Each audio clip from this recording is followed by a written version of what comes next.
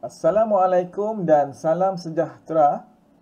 Untuk hari ini, murid-murid, kita akan bersama-sama melihat buku aktiviti sains tahun 1, unit 8, penyerapan, aktiviti 3, mengelas objek serap air, di muka surat 51. Baiklah, kita terus ke muka surat 51. Ini adalah tugasan aktiviti 3, mengelas objek serap air.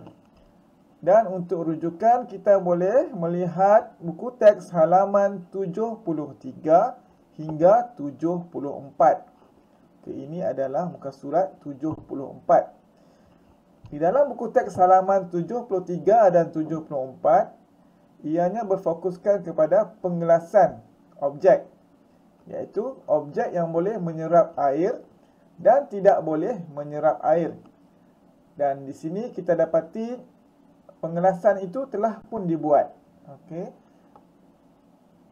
Kalau kita lihat di sini, objek yang boleh menyerap air ialah tisu dapur, mop, alas kaki. Dan objek yang tidak boleh menyerap air ialah gelas kaca, sudu logam dan pinggan plastik. Okay. Dan untuk aktiviti 3, sama seperti yang terdapat di dalam buku teks ini, kita perlu mengelaskan objek serap air dan objek tidak boleh menyerap air. Okey, di sini kita diberikan 6 objek. Ya. Daripada 6 objek ini, akan ada 3 objek yang boleh menyerap air dan 3 objek yang tidak boleh menyerap air. Okey, baiklah, kita teruskan. Kita buat bersama-sama.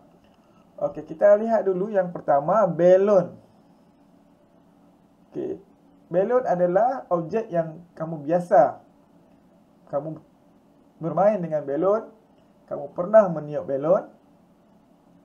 Dan adakah belon ini objek yang boleh menyerap air atau objek yang tidak boleh menyerap air? Ya, betul ya.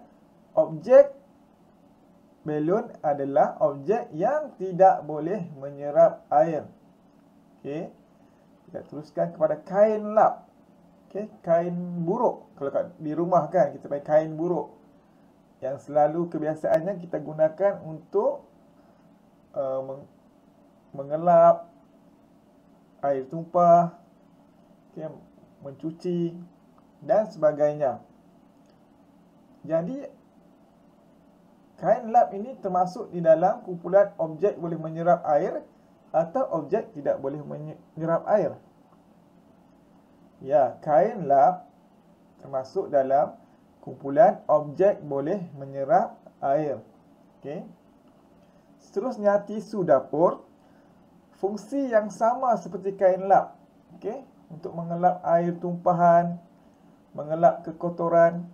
Ya, jadi tisu dapur juga adalah termasuk dalam kumpulan objek boleh menyerap air.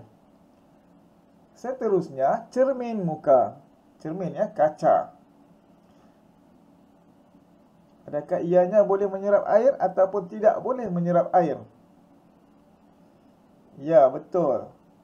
Cermin muka termasuk di dalam kumpulan objek tidak boleh menyerap air.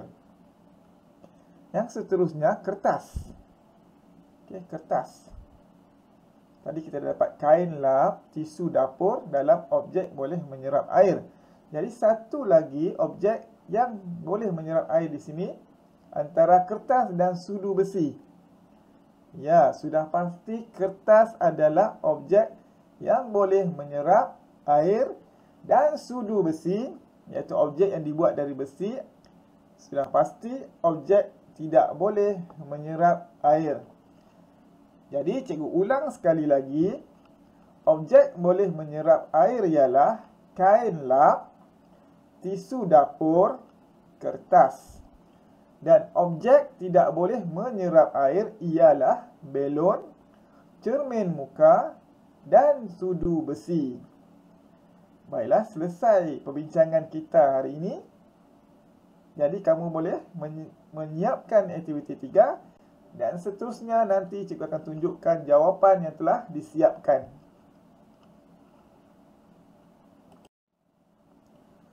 Baiklah, inilah dia cadangan jawapan hasil perbincangan kita tadi. Kamu boleh lihat di sini, objek boleh menyerap air ialah kain lap, tisu dapur, kertas.